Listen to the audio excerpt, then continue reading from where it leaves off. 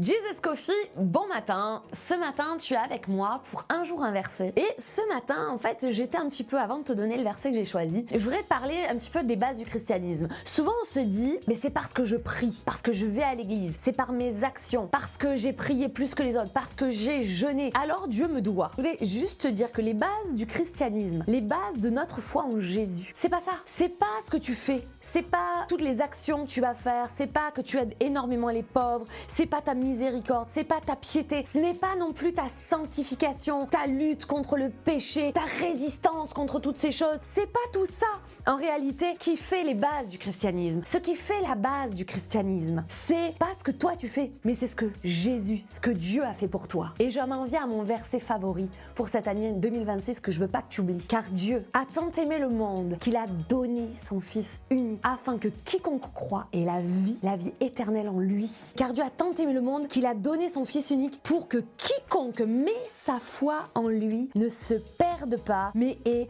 la vie éternelle. Alors ce matin, rappelle-toi que Dieu t'aime. Et quand Dieu aime, il donne. Et quand il t'a donné Jésus, alors là, il t'a envoyé Jésus qui va mourir à la croix. Mais encore plus que ça, s'il était mort, il n'y aurait pas de christianisme. Il y a une chose qui s'est passée et qui a marqué l'humanité et qui a changé le cours des choses, le cours des événements, le cours de l'histoire. Il a changé le calendrier. Il y a eu un avant Jésus, un après Jésus. Alors, si tout a changé, il a marqué son temps. Mais c'est pas par tes propres œuvres, c'est par l'œuvre de Jésus. Ce matin, rappelle-toi que tu peux vivre en abondance quand tu te places en Christ, que tu te rends compte qu'il est ressuscité d'entre les morts. S'il était resté sur la croix, ça ne servirait à rien. Mais par contre, il est ressuscité et ça a tout changé. Ça a changé le cours de l'humanité. Alors ce matin, prends conscience que tu peux vivre l'abondance de la vie en Christ. N'oublie pas que tu es capable de surmonter et de combattre le péché, non pas par tes propres forces, mais parce que tu te places sous la croix de Jésus, sous le sang de Christ, parce que tu demeures en lui, tu vas changer et tu vas réussir à résister au péché et aux tentations. Et n'oublie pas, et ça, c'est la grosse différence entre toutes les religions